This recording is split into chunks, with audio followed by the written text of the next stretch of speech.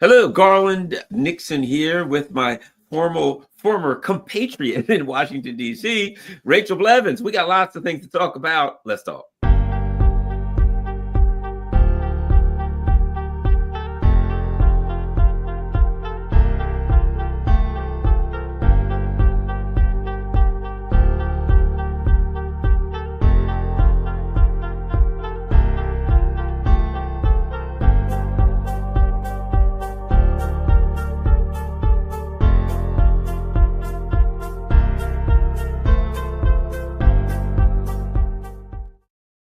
Hello, Garland here. And I used to have so much fun. I'd do my show and I didn't even have to leave the studio. Immediately after my show was Rachel's show. And they just say, "Oh, you're going to do a Rachel show?" I'll say, "I just stand right here and sit here a few minutes and wait." And we had a blast. But now, Rachel, tell everyone where they can find you online, about your YouTube show and all that kind of stuff, or wherever else social media. Yeah, well, thank you for having me on. It was always fun to because I got to listen to the end of your and Wilmer's show every day, and that was always my favorite thing, except on the last day because y'all made me cry because you were saying goodbye to everyone, to all of our Sputnik listeners, and then I realized that I was coming up next, and it really was the final day, and you guys just made it real. But other than that, it was good. But no, I am trucking right along. I post new videos just about every day over on my channel on YouTube, also on Substack, Patreon, and just about everywhere else on the internet. And I also have exclusive content for my paid subscribers that sign up on Substack and Patreon. I have an exclusive weekly series that I do called Sanctions. And so every week we do a different deep dive, go into a different topic that maybe isn't allowed on the free page, I guess, with YouTube censorship that we're all having to deal with. So that's what I'm up to at the moment. Awesome. All right, let's get going. Let's start here, because one of the things I'm talking about is political instability, right? And we could go for so many directions, but let's start with this USAID. I suspect that there will be a lot of websites and independent news sites around the world in various countries that will suddenly go dark, that people will look at them and say, "Hey, wait a minute. I think there's a connection." Your thought on all of this USAID business, what we found, and of course, Democrats literally outside, like protesting, "Oh, poor USAID. They can't help the children anymore." Rachel, they can't help the children. Exactly. What are we going to do? Yeah, just ignore all of those media outlets, especially in Ukraine. I mean, you look at the fact that I think the latest statistic I read was that around 90% of media in Ukraine received funding from USAID. So, of course, because Zelensky has come in, he's kicked out anyone who would challenge him in any way. Therefore, the remaining media, they need some help from Washington, and that's how they're getting it.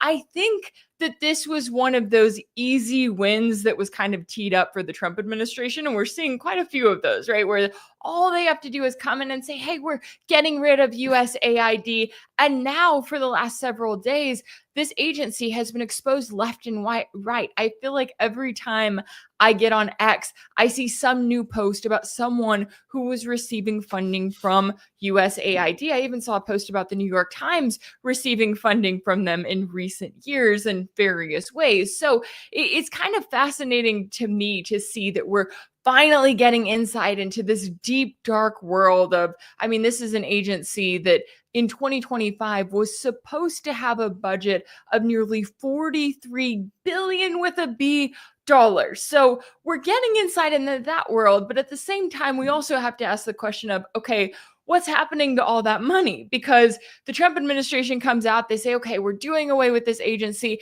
and it is now going to be placed under the State Department, which gives Mr. Marco Rubio and all of his gremlins access to all of that funding.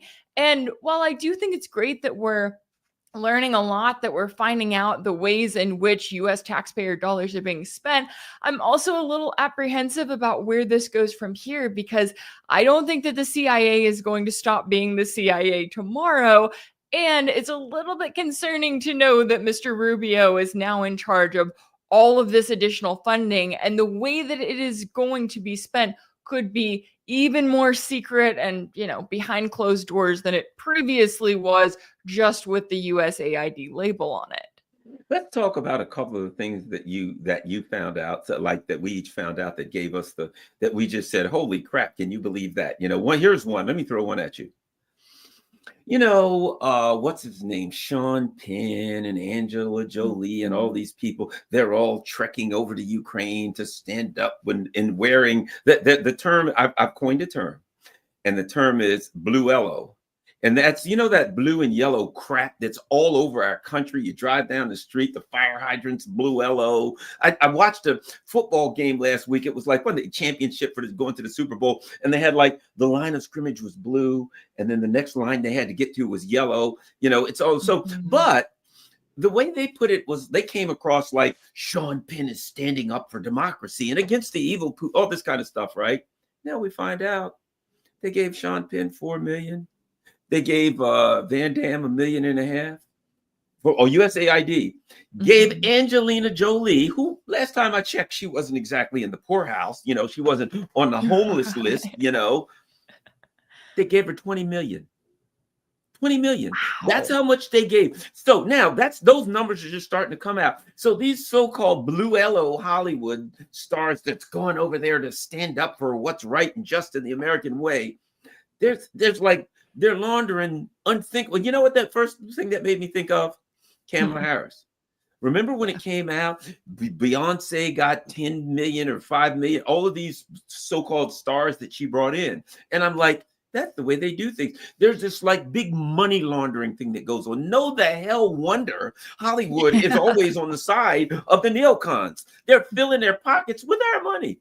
Rachel, what do you think about the money and maybe some of the things that came out that you found shocking? Yeah, I think that one is a big one, right? And I love how the Democrats acted, especially for the last few years, they have acted as though celebrities are leading the way, right? Do you remember during COVID when it was the celebrities that were announcing, hey, I'm isolating, or I'm getting the shot, or I'm doing all this stuff. And then it was the celebrities supporting Ukraine. And then eventually it was these celebrities coming out and endorsing Kamala Harris. And then I think they realized that didn't work too well, because after how many hundreds of millions of dollars that they spent on trying to get these celebrity endorsements, and not only did she not win, but she didn't win by a lot. And so I think that when it comes down to what we're seeing with this money, it's almost I think the media coverage really does play a role into it, because like you were saying initially, when it comes to the media going, oh, but what about the children, right? What about the humanitarian aid that is being sent out around the world? That's what we have to focus on. And if you look into USAID, there's any range of programs, right? There's legitimate humanitarian aid. Sure. There's bizarre studies. There's funding for, I think one of the strangest ones that I found was that there was funding for an Arabic version of the kids television show Sesame Street that they had poured $300 million into. And I was going, what, why? And so there's clearly this attempt by the US government to throw money into so many different places, but a lot of it is aimed at changing the way that people think, changing the way that people around the world, and it can be just the way that they view their government of the moment. It can be the way that they view the West. But I think there's really a lot that goes into it. And the media plays a role in it, because they were the ones who initially came out and acted like this was a bad thing, when the rest of us are sitting there going, no, tell me more. We want to find out what USAID was up to. We want to find out how that money was being spent. And I'm hoping that the next step is, okay, there needs to be some accountability. My fear is just that the Trump administration is in this place right now where they've created this Department of Government Efficiency, which isn't really a real department. And they're, sending out Elon and all of his people out to go and to target this agency or to target that agency. And they're making it look like they're getting stuff done. But I don't know. I'm a little bit cynical about it. How do you see the Doge and Elon rise and everything that is doing to play into the Trump administration? I do think that it's always safe when it comes to the government. I don't care who's in charge, to be cynical, because no matter how cynical you are, it's like you're never cynical enough. They're always worse than you thought they would be. So I'm cynical, and I've come to this point. Here's where I am. I don't care the party. I don't care the politician. If something happens that I support, I support it. If something happens that I hate, I scream with bloody murder, right? And so it's not, because what we got now, and this is part of this, watching the Democrat response to things, because things that they were like 100% for, Trump comes in and they do a 180. And I'm like, well, wait a minute. Last week, you guys were against that.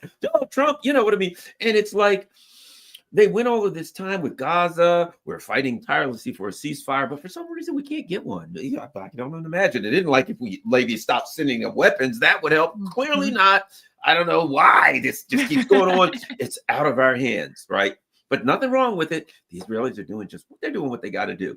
Trump comes in and says, yeah, why don't we just move all the Palestinians out? And they're like, oh my God. He said he was going to evict the Palestinians. Now I'm like, I didn't like bombing the Palestinians, and I don't like evicting them. But clearly one is worse than the other.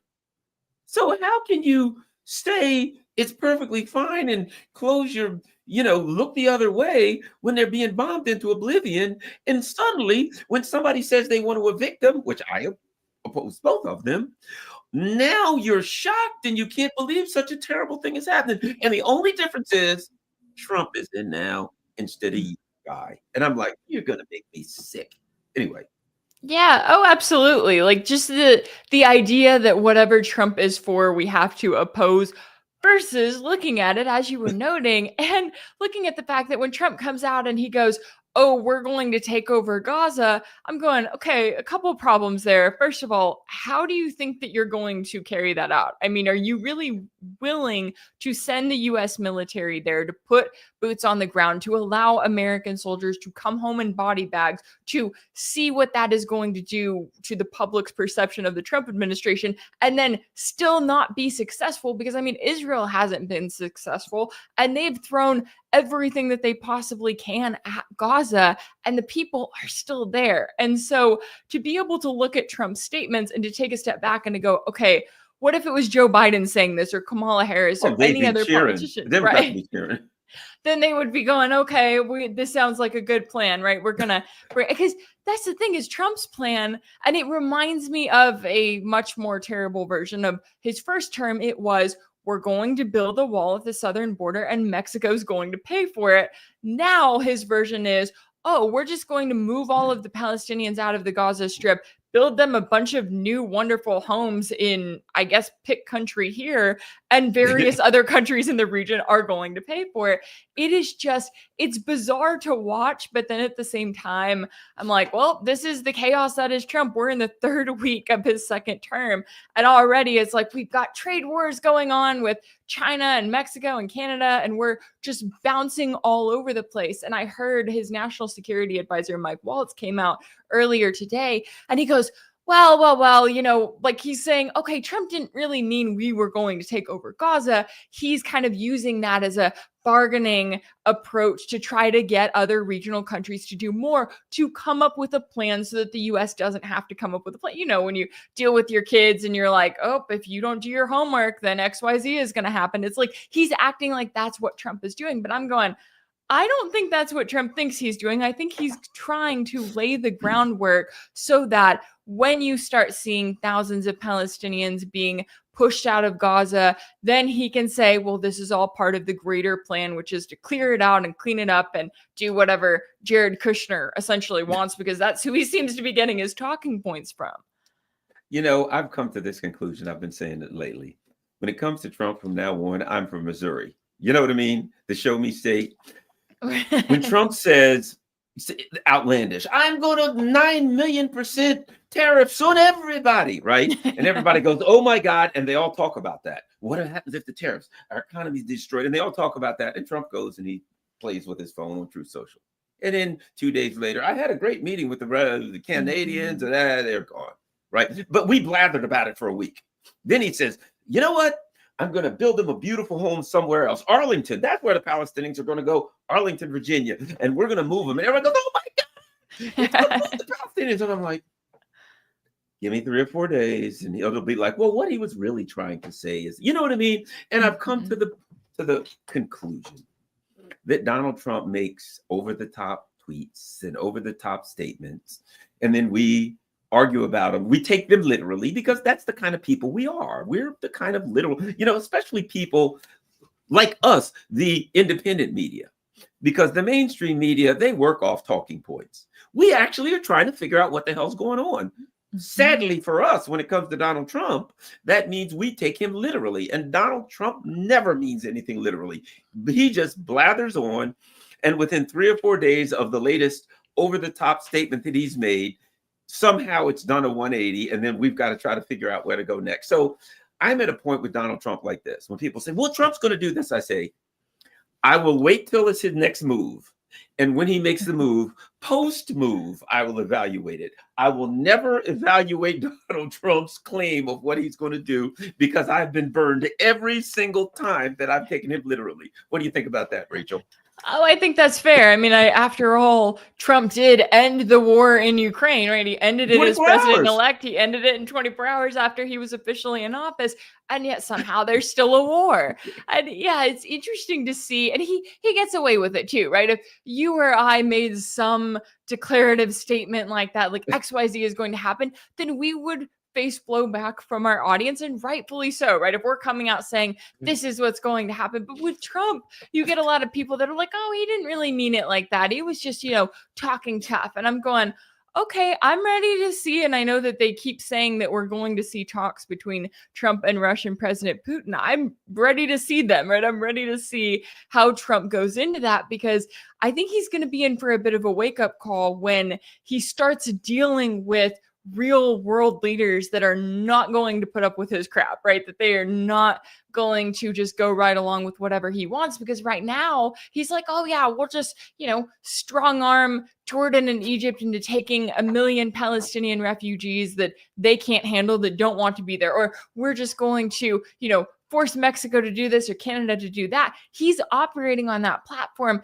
and no one is really actually standing up to him. I know that, we may get some statements, but there hasn't been enough pushback to where Trump is kind of put in his place and has to realize, oh, wait a second, I actually have to negotiate about this like an adult and not just from this pompous place of talking real big and threatening Russia with more sanctions, as if that's finally going to do the trick.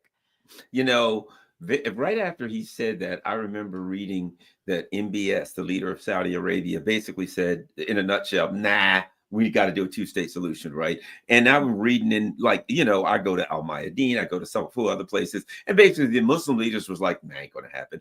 But I think they realized that's Trump. He said that. Give him a few days, let it blow over, and then we'll move on, right? I think they've come. A lot of world leaders have come to the understanding that Donald Trump, to be kind, has a lot of hot air with him, right? Now, on Ukraine, here's what I think. I think Donald Trump has already exited from Ukraine, if you know what I'm saying. I think Donald Trump is just kind of letting it die on the vine, shall we say? That he's going to be like, man, stop sending the money, and you know what I mean? And how some people have a habit, and we all know people in our lives who they won't deal with problems. They just turn away from them, right? I think Donald Trump, when it comes to Ukraine, has moved on from the Ukraine project. He came in, it was a big deal. I'm going to do this. I'm going to settle it. I'm going to do this. And he came in and he's like, this is a whole lot more complicated than I thought it was going to be. What are you going to do, Donald Trump? Hey, look, tariffs. You know what I mean? Over there, tariffs everywhere. Let's talk tariffs. And they're like, what about Ukraine? Yeah, I just stopped giving them something or whatever. They're like, what about these tariffs here? Look at that. Mexican people, cartels are everywhere. Let's talk about that. You know what I mean? I think Donald Trump, that what eventually is going to happen with Ukraine, Donald Trump has lost interest. He's drifting away from Ukraine and the whole situation. I also think this. He's putting these times out, 100 days, remember 24 hours. And now that's 100 days. And now they're saying, well, it could be 6 months. I think he also knows this. If he just stays aside, that the Russians are pounding the living daylights out of the Ukrainian military. And at some point, it's just going to crumble. I mean, let's face it. At some point, the Russians, ain't going to be all that long away, make it to the Dnieper River. And they're going to be like, we're tired. We can't run it. We can't go any further. We got to take a run. You know what I'm saying? Yeah. What do you think about that kind of evaluation of Trump being the ADD guy who gets bored with this toy and he's going with a new one, and he's going to let you? I also think he feels like this. Europe is your problem. You deal with it. Mm-hmm. Anyway, go ahead. Oh, I think that's a great way to describe him. And you're right. I feel like we're almost in that ADD world of like it's the new shiny object. It's showing how short our attention spans are because every day it's a different crisis, right? Every day it's chasing some other thing. And the media is happy to do it because they have things to cover. They know that they're going to get a lot of views because it's Trump related. And so they act accordingly. And, looking at Ukraine, I'm curious to see. And I think that the kind of what you were saying there about him getting to the point of just being over it, I think we're seeing that in some of the comments about, oh, we need to get access to Ukraine's rare earth minerals, right? That's what we need in order for it to be worth it for us to give them all of this aid. We need something in return because clearly the US has done all this for Ukraine when the goal was to weaken Russia. That hasn't really worked out well for them. So now Trump is acting like, oh, we've got to have some sort of something that is for us in this. Well, the problem is when it comes to those rare earth minerals and a lot of other natural resources in Ukraine, they're all in the Donbass region. So you've got Zelensky coming out and going, well, yeah, okay, that's all fine and good, but you guys are going to have to move the Russian troops away so that you can gain access to these. And we've been trying and it hasn't been working out too well. So Zelensky's definitely in the danger zone at the moment. I think he knows that obviously if Ukraine were to have legitimate elections tomorrow, he would not be the guy that they chose. But beyond that, he's just the puppet of the moment for Washington. He's not useful or really even that unique in any way. And so when it comes to these initial talks between Trump and Putin, yeah, I'm sure it's likely that Trump is going to come out saying, oh, I told him this or I said that and try to make it look like he won. But I'm with you when it comes to what's actually happening on the battlefield. When you look at how much Russian forces are not only advancing, yes, but grinding away at Ukrainian troops. And when you look at the manpower shortages on Ukraine's end, you look at the fact that we're getting reports now. I believe it was The Economist that had a report a couple weeks ago talking about the Ukrainian military just trying to plug holes on the front lines, right? That they're literally just throwing guys in there with little to no training just to try to keep up their own front lines. And yeah, once you get to that point, I mean, it seems like it's a matter of months. It could be longer than that. It could be shorter than that. Don't quote me on that. But it seems like we're getting into that home stretch where Russia's advancing so much that there's only so much that Kiev can do. And if there's anything that we've learned about Trump, it's that he quote unquote doesn't like losers. So if he's looking at Ukraine and he's going, okay, wait a second, clearly they're losing. We've thrown everything that we can at them short of going to full on World War III against Russia and it's not working. Then it's like, okay, how do we slowly back out of this? I'm sure that they will still keep some funding for Kiev, right? Instead of just letting the government and military crash and burn. But I know that obviously they're trying to kind of push that off onto the EU. And I do not know how the EU is acting like they can either handle this or, they're putting up a tough front at the moment, but it's just hard to see it going on at the way that it's going when it comes to the situation in Ukraine, when it comes to Trump kind of, pushing off the deadline further and further for his entire administration. I think it's likely that it will be over before then and there will be some sort of, in Trump's mind, some sort of settlement. But he's got to look at the reality, which is what Russia has repeatedly said, that it's like, look, if the US and the West want to negotiate, they have to negotiate based on the reality on the battlefield. They can't keep acting like they're going to go into talks based on some sort of fantasy that Zelensky came up with where they get back Crimea and all of the Donbass and Russian troops just throw their hands up and go home, because that's just not going to happen. What's interesting is when you refer to him as a puppet, used to be that. But the puppet master died. In other words, when Biden went. So what happens, or maybe more accurately with Zelensky, what happens to the monkey when the organ grinder runs away? You got a monkey, but no organ grinder for him to go out and get the change and bring it back to the organ grinder, right? So, what happens when you have a proxy war and the benefactor, the patron of the proxy walks away? Trump, he's not a puppet. Not for Trump, that's for sure, because Trump can't stand him. It's obvious right now that Trump can't. He hates Zelensky's guts. They won't talk to him. They won't. You know, he hates the very ground that Zelensky walks on, right? So I think with Trump, actually, I think Trump would rather do it without negotiating. I think that ultimately what happens is that Trump lets these things starts to fall apart and says to the Europeans or says to the Ukrainians, you know, you guys need to talk to Putin and get a deal with him.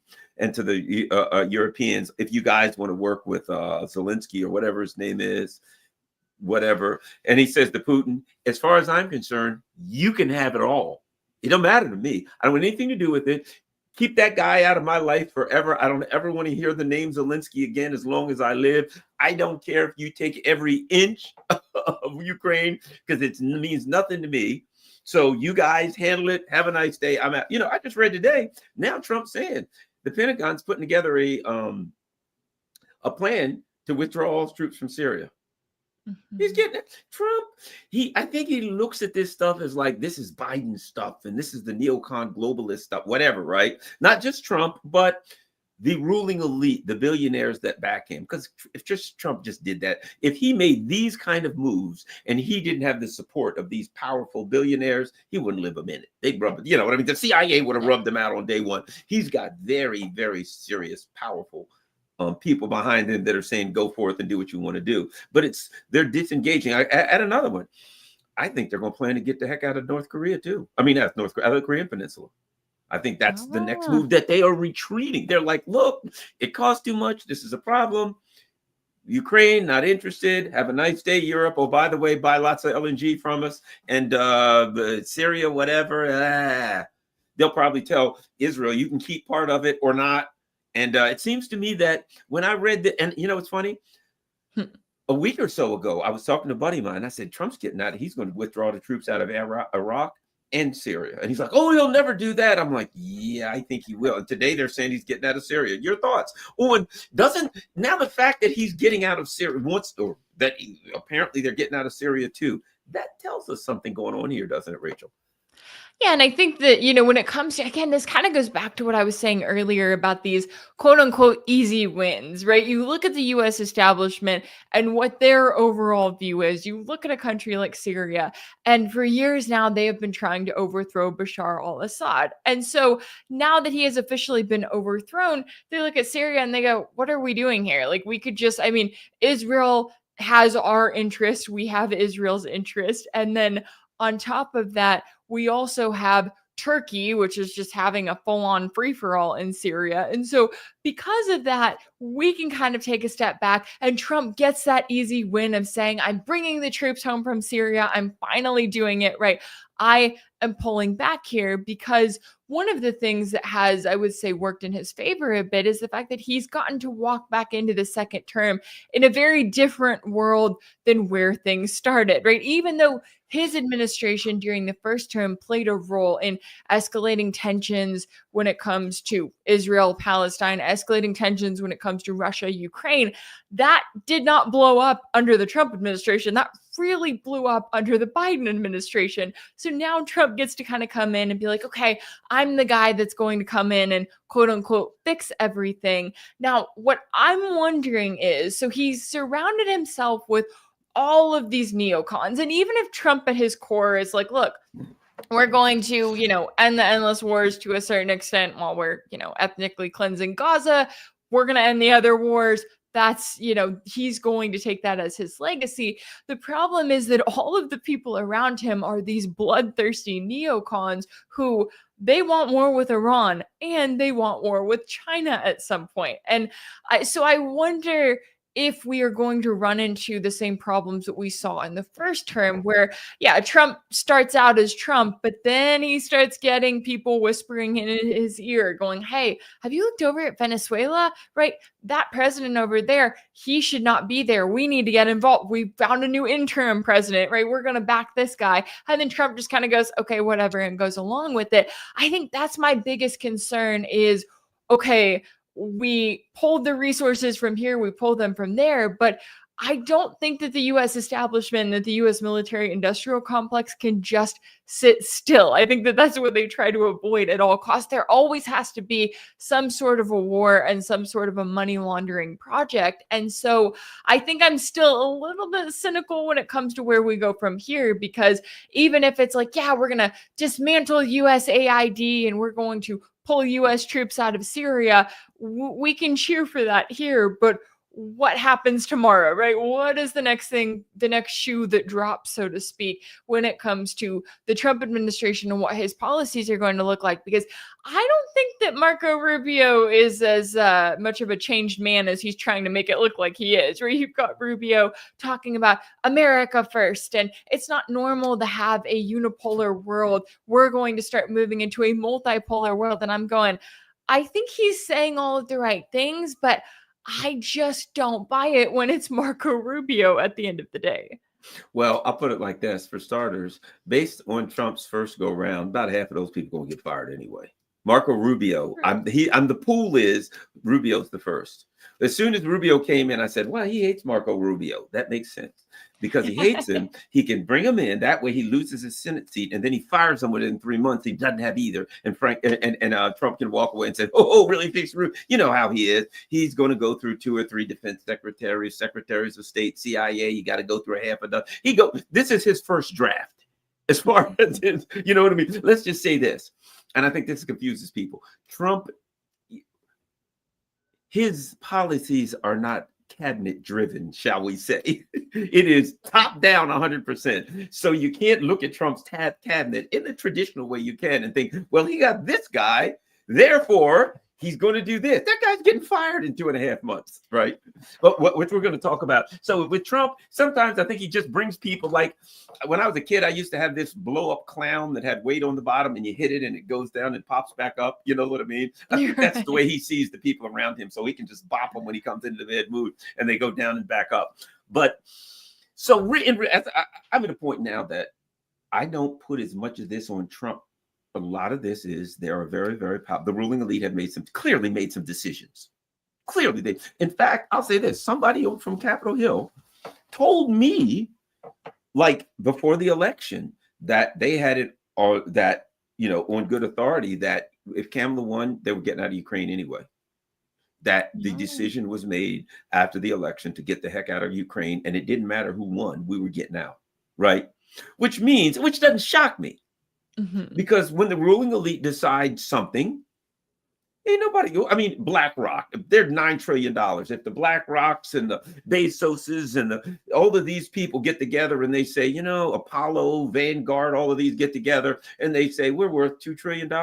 Senators, president, we're going to go in another direction. Who's going to tell them no? You tell them no, you'll be either dead or out of office before the sun goes down, you know? So there's clearly decisions have been made to go in a different direction. And let me ask you something. I've been talking with a friend of mine, Tulsi Gabbard, RFK Jr., right? And I said, hey, you know, I'd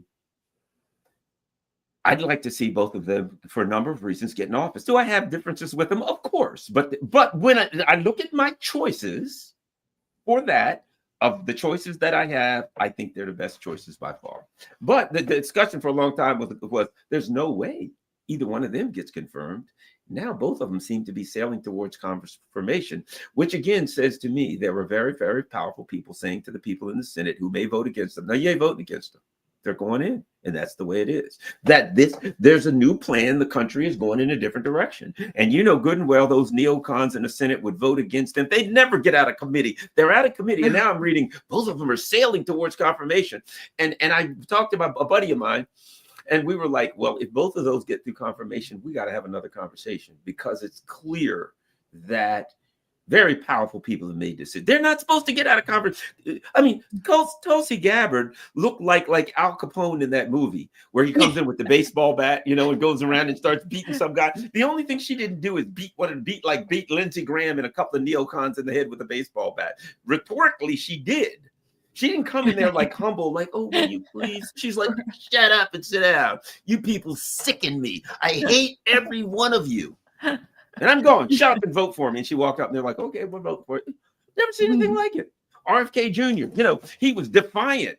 They were literally defiant. And I'm like, for them to be that defiant, they got a lot of horsepower behind, huge horsepower is behind these people. I think they both get through. And I think it will be, I'm saying better or worse, but I'm just saying things are going to be different if those two go. So anyway, your thoughts on Tulsi Gabbard and RFK Jr. First individually, and then put it all together. What do you think of Tulsi first and then RFK, or whichever direction you want to go? Yeah, Tulsi Gabbard is fascinating to me because she is incredibly smart, right? She knows what to say and when to say. I mean, I think back to 2017 when we were in this position where she was like, you know what? I went and I met with the president of Syria. The guy that you guys have been trying to overthrow for years. I went and had a face-to-face conversation with him. And for years, the mainstream media has been trying to be like, how dare you? He's a dictator. And she's like, okay, well, what's stopping me? What should be stopping me from having a conversation with him? Hillary Clinton tried to nail her, claiming that, oh, she's the favorite of the Russians, right? She's a Russian puppet and she's going to run independently in 2020. And that's going to really be a challenge to, I guess Joe Biden in that case. But it's fascinating to see how much has been thrown against Tulsi Gabbard and how she still has survived, right? She still has called out, especially as you were noting during that hearing.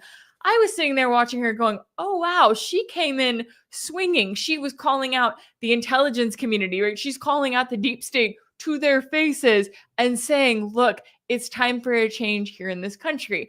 Now, obviously, she still is a member of the military. And my only, the pause that I take with her, a few of her statements, she has when she's talking about and calling some world leaders dictators and kind of following along with that rhetoric, then I kind of take a step back. But the pause that I have with her is that the current, I believe, battalion that she is a commander of falls under that umbrella of psychological operations in the military. And so that's when I look at that and I go, okay, is it possible that she is just really good and knows exactly what to say and when to say it and is a very useful tool? Yes, it's absolutely possible. Do I think that she would be better than a lot of other people in that position? Yes, I still do. It'd be hard to be worse than some of these. You know what I mean? Some of these, it'd be hard to be worse. You could bring like the devil himself would be an improvement over some of these clowns. Right. And I think that, her, if she is the director of national intelligence, and I was shocked that the committee voted the way that they did. I was going, really? She got through that? Because when I was researching it a few days prior, I was seeing some of the back and forth and going, okay, there's no way she's going to get confirmation, but right. Sure, she advanced anyway. So her being director of national intelligence, her being the person who is giving Trump his briefings on a daily basis, I think was a very smart pick by him, right? Because he wants someone who's going to tell it to him straight and really, and is not going to try to mess around on things. And maybe he'll actually listen to her for once. We'll see. Let me show you. Want me to show you an interesting connection that I have to Tulsi Gabbard? Sure. You especially are going to enjoy this one. You especially are going to enjoy this one. Okay, you notice right here, right? This was from 2020 when she was running. Russia's propaganda machine discovers 2020 Democratic candidate Tulsi Gabbard, right? Well, I had been on the air and I was a big Tulsi fan back then. I was like, hey, she's saying anti-war stuff. She's the only one I'm hearing saying anti-war stuff. So I like her. So she was going to announce, and I jumped on a plane. I flew to Hawaii. I said, I want to be there to see her announce, right? Russia's propaganda, NBC News machine discovers 2020 Democratic candidate Tulsi Gabbard. Experts who track websites and social media linked to Russia have seen stirrings of a possible campaign of support for Hawaii Democrat Tulsi Gabbard. Gee, I wonder who the Russian people they were. Oh, we both look at this. Whoa, look at this guy right here. So they went after. Oh my gosh. Look at that. Isn't that a mess? They went Sputnik, fault lines. They're going to stand. You discovered Tulsi Gabbard. This is all your fault. Yes. And I was en route, and like I announced that I'm going to fly to Hawaii. I'm going to be off for the next several days because I'm going to be there and I'm going to see Tulsi Gabbard.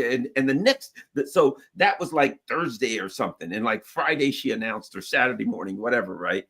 And the day she announced, there was this big campaign, and they had my picture, with Lee and all that, and all the Sputnik stuff. That yes, the Russians and Sputnik they're all behind Tulsi Gabbard, as if like a small radio station in Washington D.C. was going to move the time. That like didn't even do advertisements. That was like, we weren't on this gigantic frequency or anything like that. But that's an interesting connection. All right, RFK Jr. Oh no, go ahead. Your thoughts on that? Oh, I was going to say that is too funny. I did not realize that you were the one who discovered Tulsi. It was all your fault. You called up the Kremlin and you said, "Hey, I've got your candidate for the 2020 election." And yeah, so I'm curious to see, just to wrap that up, I'm curious to see what if she is confirmed, and then if she is, where that goes from there. Because yeah, I think that she's the person you want to have in the room.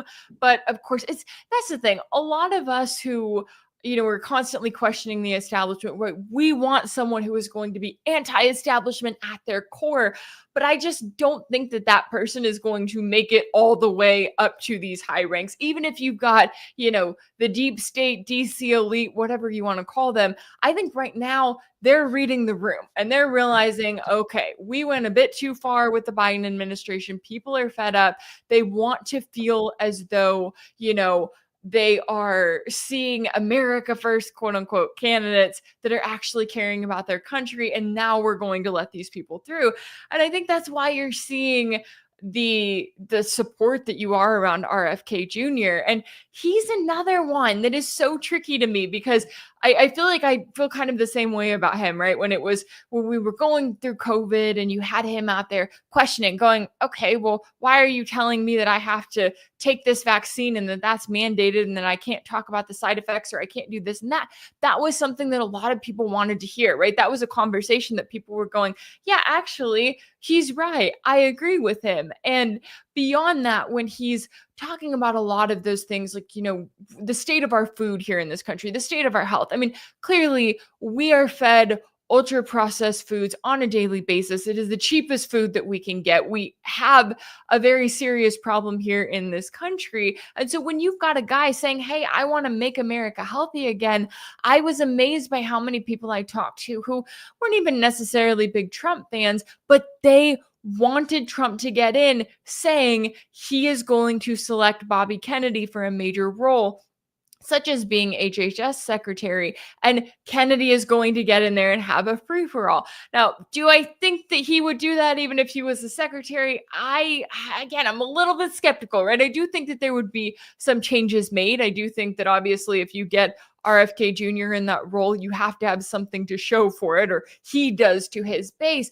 But at the same time, I'm going, okay, if he's getting through, if he gets confirmed by the Senate, then it makes me wonder a little bit what was said behind closed doors. Now, as you noted, he was very defiant in that hearing, right? He called out Bernie Sanders to his face and all of these other politicians going, hey, you guys are, straight backed by big pharma. That's why you're voting the way that you are. That's why we have these problems in the country that we currently have, is because of all of you. And I'm glad that he said that. But yeah, it's so tricky to me, because I'm going, okay, if RFK and Tulsi Gabbard get in, what is that going to mean? Are we going to see any major fundamental changes?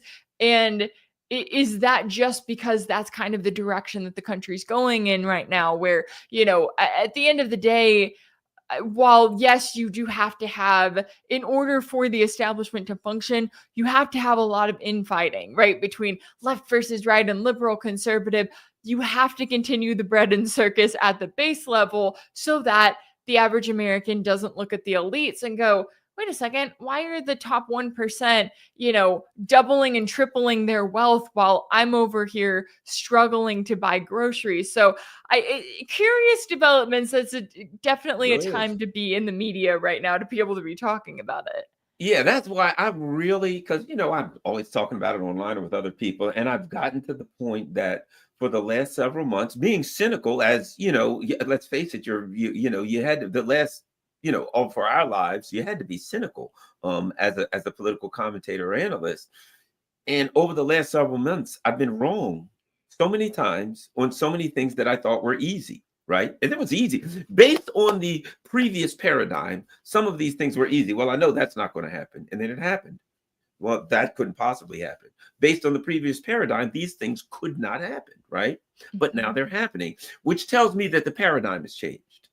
And I got to change with it, right? That I can't use the same standards to judge and predict what's going to happen now that I used 6 months ago, because I'm wrong every time now, right? So now I think you have to, I hope I'm not repeating myself too many times, and I'm prone to that. No, I think now we're at a place where those of us who are analysts, those of us who, are trying to figure this thing out, commentators, have to watch what's going on. And when something happens, based on what has happened, say, that means something. And based on what's happening, and put things together based on what's happening, because it's getting near impossible to predict, because the standards that we have traditionally used just don't work at all now. And I came to the conclusion, maybe wrongly, maybe rightly, when I looked at the front row and I saw $1.5 trillion of tech bros standing there. I said, they've made a decision. They're going a different direction. I didn't know what. And then Trump came in and he's a bull in a china closet. That USAid ID, you're shut. This, you're shut. You're doing this. We're closing this down. We're leaving here. And I'm like, Trump, he couldn't make those. I'm just believing he couldn't make those decisions. They'd kill him. That the truly powerful people, the people who have the steering wheel, have decided to turn the steering wheel. Now, I do think they've got some bumps in the road and ain't going to work. There's things that they are going to do that absolutely aren't going to work. But to me, it's clear. What's really clear to me is we are in a new paradigm. And there are a lot of people who are stuck in the old paradigm. And they can only judge things by what happened 6 months, the way things have been going. Well, based on the way things have been going, blah, blah, blah. Well, Tony Blinken ain't here no more. You know what I mean? And I think the neocons have fallen from grace. And if you look at history, various factions in DC will rise to ascendancy, come to power. They may be in power for 10 or 20 years. That ascendancy won't fall. The neocons, they're past their shelf life is over. They're clearly out of power. Right, the traditional neocons, but like a scumbag who means nothing like Marco Rubio. In theory, he's a neocon if he's told to be a neocon. If they tell him to clean the bathrooms, he'll clean the bathrooms. If they tell him now you're the guy who cuts the grass, he'll cut. You know what I mean? You got people like Rubio that stand for nothing. And whoever's in power, whatever they tell Marco Rubio, people like him, whatever they tell people like him to do, he's going to bob his head like a bobblehead doll at the latest football game and do what he's told. And there are a lot of people, I think now, even in the Trump administration in DC, who are looking around for guidance, who are looking around saying the paradigm's changed and I still want to make a lot of money and stay in power. What do I need to do under this new paradigm to make it? Because they're looking around and they're seeing some of the people under the old paradigm get a baseball bat upside their pumpkin head. And they're saying, A, I don't want to go down with them. And B, under this new paradigm, I want to eat. I want to be rich. How do I make it now that we got new sheriffs in town? How do I get rich under the new regime and a new direction? What do you think? Yeah, and I think that Mark Zuckerberg is the perfect example of what you're describing there, because this is a guy who, go back a few years, when the White House reached out and it said, take down this account, silence this person, delete this post, he just did it, right? There was no pushback. There was no coming out to the public and going, look at what the Biden administration's doing. They're beating up on and they're threatening Facebook and blah, blah, blah. Oh no, Zuckerberg comes out and he goes, actually, and this was before Trump even won, he's going, actually, here's all of the ways that the Biden administration silenced us. And guess what? I regret it, right? And then he turns around and he goes, okay, we need to start talking about free speech. And now he's going on podcast and he's watching someone like Elon Musk. He's going, okay, Musk has it figured out. He has somehow become Trump's right-hand man. And Zuckerberg is going, okay, I've decided I'm human now and I want to, have my portion of that. And yet it really was an interesting moment watching the inauguration, looking at all of these big tech CEOs lining up and seeing the CEO of TikTok there at a time when you've got Trump and Biden and everybody kind of embroiled in this question of, are we going to ban TikTok? Are we not? That still hasn't fully been settled. But to me, it says, yeah, we're going into an interesting paradigm where, yes, at the end of the day, the billionaires are still the billionaires. Nothing changes about that. It's not as if, Trump is finding Joe Schmo on the street and bringing him to the front row of his inauguration. And there's some kind of, democratic change that is going on that is representing working class Americans.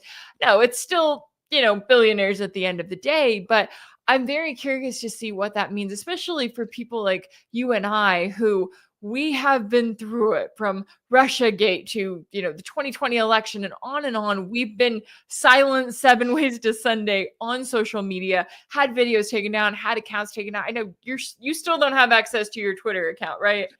You still no, because there's free speech on X. So Exactly. free speech for most people on X. Exactly. So for those of us who have really gone through it and been silenced because we challenge the establishment, right? Because we're speaking out about the war in Ukraine and saying, oh, it's not just Russia woke up one day and decided to start bombing Kiev, or we're speaking out about genocide in Gaza and saying, yeah, it's not as if, this is all Hamas attacking Israel and there's no context whatsoever to it. Because we're constantly on the quote unquote wrong side of the narrative, or we have been for so many years when it comes to what the mainstream media approves of. I'm looking at this going, okay, are we actually going to be able to speak out more and not have to live in fear of our accounts being shut down or our channels being taken down? I don't know that we're to that point yet, but I do think we're moving into this new world where independent media is really becoming a force to be reckoned with. And that's why you have so many people like Elon Musk, like other individuals that are kind of like, oh, we're the new media now, right? Because they figured out, oh, the best thing that we can do is go independent, right? You don't have to deal with all of these big corporations telling you what you can and can't say. So I think it's going to be an interesting 4 years with Mr. Trump and whatever this new paradigm does look like, especially when it comes to U.S. foreign policy and that kind of shaping of it. Because the thing is, Trump is in office for 4 years. He's not getting another 4. So then it's going to kind of become the process of, okay, does the country continue on this same track, right? Do we continue with JD Vance or whoever's going to be next in line? Or are we going to go through another major change? But I feel like the changes that we're seeing right now are going to be in place for a while. I feel like it has been kind of a watershed moment of like, okay, we're done with the past, what we've been through. The DC elites, the US establishment, they realize we have to turn over a new page or else we're going to be dealing with the American public revolting against us. And that is something we cannot have. Yeah. Now, Keir Starmer, Olaf Scholz, Macron, right? Europe is an interesting. They're in particular, like the neoliberal types, and you got to add Trudeau in there, right? All the guys with the nice hair, you know what I mean? The guys with the hair, right? The guys that were, kind of the, they wore a nice suit and they were good looking, but they just looked phony. The phonies, like they plucked them out of a magazine somewhere and stuck them up there. You know what I mean? And they're in a world of hurt because their economies have gone to crap. Their master of the U.S. is abandoning them. The people there are revolting, saying, hey, we're sick and tired of being sick and tired. Your thoughts on the dynamics in Europe, which are also changing. And look, as a result of what's changing here, and the Europeans are like left behind. Like they clung to Biden and the neocons for all they were worth. They were holding on to them, for all they were worth. And when the neocons fell, they're like left grasping completely, they don't know what, they're stunned and they don't know what, anyway, Europe, your thoughts, European politics.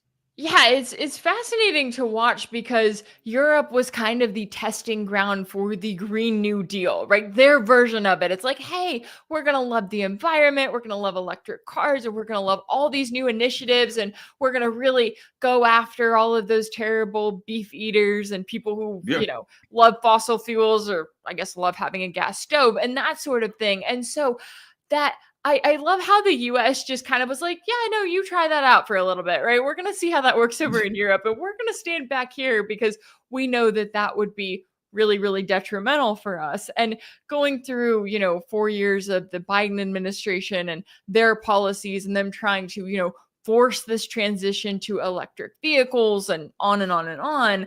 You look at Europe and you go, okay, I think that the elections that we saw in 2024 are going to be a very important marker, because you saw this rightward shift when it came to things like immigration policy, right? These people were sick of open borders. They were sick. They may not have, drawn the line between our government's foreign policies or creating refugees all around the world, and therefore now we're having to deal with it here at home. But they at least were saying, okay, we can't go on the way that we are currently going right now. On top of that, they're looking at Ukraine and they're going, hey, we're all on the same continent here. And if this war breaks out and becomes World War III, we're next. So we need to start transitioning away from this never-ending support for Ukraine. And so I think it'll be interesting to see how all those people, when it comes to Macron, Keir Starmer, the politicians that you were listing, how they are able to proceed, because they are neocons at their core, right? They are this neoliberal class that they don't know anything different than what they have been pursuing. And I think that they're in for a bit of a wake-up call when it comes to this new transition that Trump is leading, because they're sitting there going, wait a second, maybe they'll try to just wait it out for 4 years, but I don't know that they're going to last that long, right? I think when their terms come up, when it comes to election time, you're going to continue to see this rightward push in Europe, because you have people there that are fed up with the way that they have been treated. They're sick and tired of being told to, take cold showers, to stick it to Vladimir Putin, or, not having street lights after 7 p.m. at night, or, some sort of the ridiculous policies that we saw championed by these politicians in the aftermath of the Ukraine war kicking off, and on and on. It's like these people are over it. And especially if they're looking at the US and they're going, okay, the Americans are thriving, right? If that's what happens, if Trump is able to kind of take us in a direction where we, I would say, continue to thrive. Yes, I don't know what he's going to do with all of these tariffs and obviously how those are going to impact us. But if the Europeans look at the Americans and they go, wait a second, why are we having to suffer, right? Why are we having to bear the brunt? And the Americans are getting to vote in this new government and to do all of these things that are being suppressed here at home. Then I think you're going to start seeing more change and more political upheaval, especially if the war in Ukraine comes to a quote unquote end, right? In the sense that the US kind of pulls out and they say, hey, Europe, you figure this out. You're going to get a European public that goes, wait a second, it's not important enough for the Americans to be involved and to put their weight behind it. Oh no, we're not doing this, right? Then it's not important at all. And I think that's why Zelensky, when he's trying to float this plan of, oh, we need X number of troops, like 200,000 troops to be in Ukraine as peacekeepers, rather, he's sitting there and he's going, the Americans have to be there, because he knows that if the US is not involved, then no one in the world is going to take it seriously. So it's very telling, the things that kind of started to happen in 2024 that I think are going to continue over the next 4 years. Yeah, and I think that the Europeans leaders are in a similar position to Zelensky. They sucked up to the Biden administration for the last 4 years, anything, even doing things that were detrimental to their own population. And they're hanging on Biden's coattails. And now that Biden's gone and Trump doesn't like any of them any better than he likes Zelensky, he hates all of them, right? It's clear he despises all of them, right?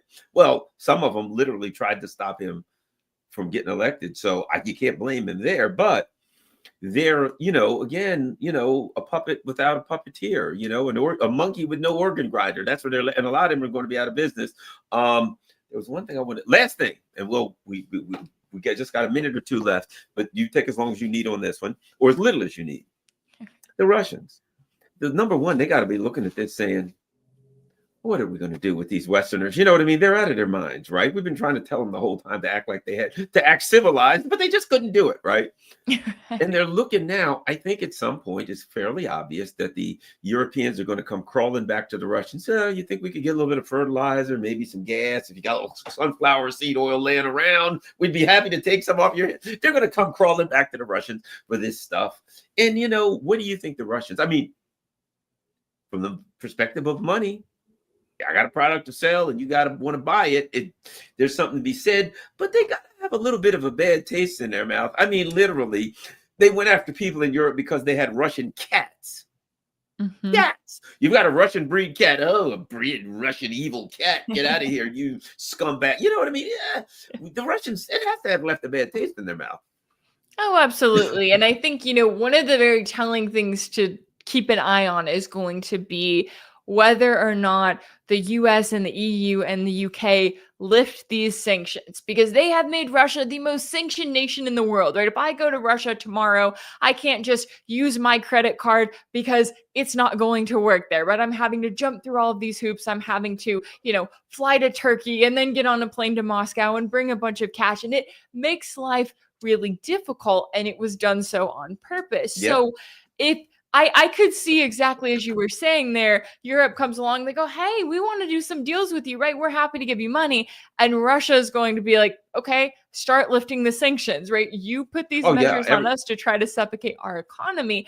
And that's the thing, watching Trump and going, okay, it is entirely possible that he just takes a step back and says, you know what? I'm not doing this. I'm not going to, back Ukraine as it goes to World War III against Russia. But is he going to lift the sanctions, all of the sanctions, right? Because that's the problem, is that we have been in this never-ending loop where Obama put sanctions on Russia, and then Trump does, and then Biden does, and then now it's Trump again. And it's like, okay, are you going to really turn over a new leaf and reverse the actions that were taken beforehand to harm Russia? Because in the same way that even if, Trump and Putin and whoever else comes together tomorrow and they have some kind of baseline agreement, Russia's not fully going to trust that, right? They're not going to trust that until they see action, because they've been through the Minsk Accords. They've seen the Istanbul talks of 2022, and they know that the West will lie right to their faces and that they will use as much time as they can to rebuild a military that is meant to fight Russia. So I see Russia being very skeptical. I think that, Putin is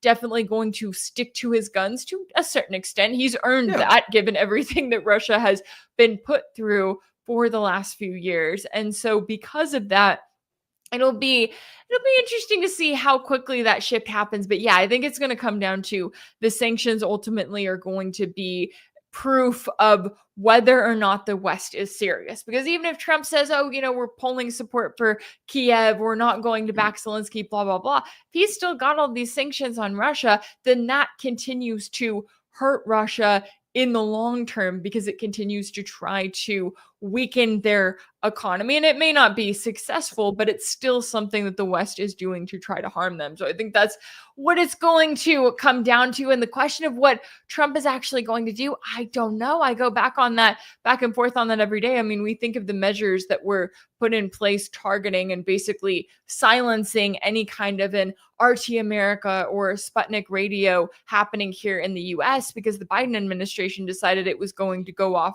after the funding. And if you don't have funding, then you don't have those media entities being able to operate here. And I look at the establishment and how hard they have worked to try to silence RT and to try to silence Sputnik. And I just don't see them giving it up lightly, right? I don't see them just being like, oh, it's fine. I think that they're going to try to keep that in place until it gets to the point where they absolutely have to relinquish control, if that does happen at all. I'll say this. The way things are going, it wouldn't surprise me if in the same way USAID, that soft power tool, is being dramatically reduced. Whatever it becomes under the Secretary of State, it ain't gonna be what it was before. It can't be, simply because it's been exposed all over the world. You got all of these people looking around saying, hey, how come all of these websites in my country and these news are, it's obvious, right? So everybody's going to look around and everybody's going to know who they are and what they did. Plus, the way they act, the way their modus operandi, method of operation, is now being put out in the open. So they're not going to use the same type of soft power tools. I think sanctions go. Trump's people, him and some of his other people in the months leading up, have said these sanctions are stupid. They're going to destroy everything. You notice something. Trump does not ever use the word sanctions. He says tariffs. He doesn't. He said a while back, sanctions are stupid. They're going to destroy us. Why they sanction everybody? They're going to do away with it. Now, let me add this. Elon Musk just grabbed control of who? The Treasury.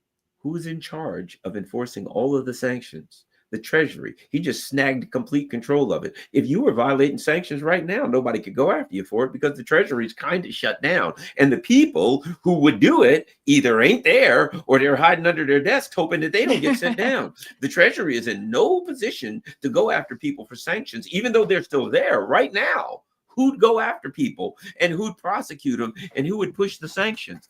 Effectively, a lot of the sanctions are lifted right now because there's nobody to enforce them, and they're not being enforced effectively. But again, they have to be lifted. So my thing is this: sanctions are history. They're going to go away completely from using sanctions as a tool, and they're going to go to tariffs will be the tool that they'll use. Now, keep in mind, a sanction says you guys can't switch money around. A tariff is we're going to hurt you when you do business with us. So that wouldn't stop RT or whoever else from doing business wherever they want to do. You know what I mean? The sanctions changes everything.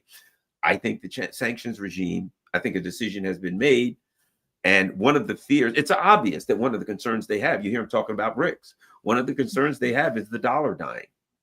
And Trump and some of his other people have said the sanctions are killing the dollar. Why are we? Trump literally said, "Why are we doing that? It's stupid. We're killing the dollar." I think the day of sanctions, that's going to be one of the tools like USAID. It's a soft power tool. It's going to be dismantled. I believe that it makes sense in alignment with what they're doing right now. So I don't think it's going to be that big a deal to the U.S. Again, it's going to leave the Europeans, hanging out because they're sanctioned. We're sanctioned in Russia. We're sanctioned. And they're going to be sitting there and the U.S. is going to say, well, we ain't sanctioning nobody. Come to think of it, we'd be happy to do business with the people that you know what Trump will do. Oh, you won't do business with them because you got them sanctioned?